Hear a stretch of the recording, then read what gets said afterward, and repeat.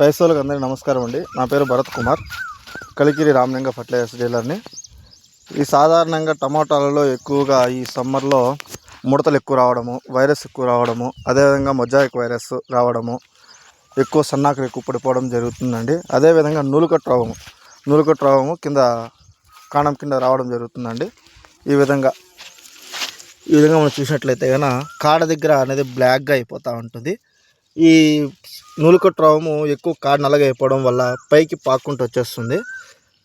ఇక్కడ మీరు చూసినట్లయితే ఇక్కడ చూడండి, ఈ యొక్క కాడ అనేది ఏ విధంగా ఉంది, బ్లాక్ అయిపోయింది.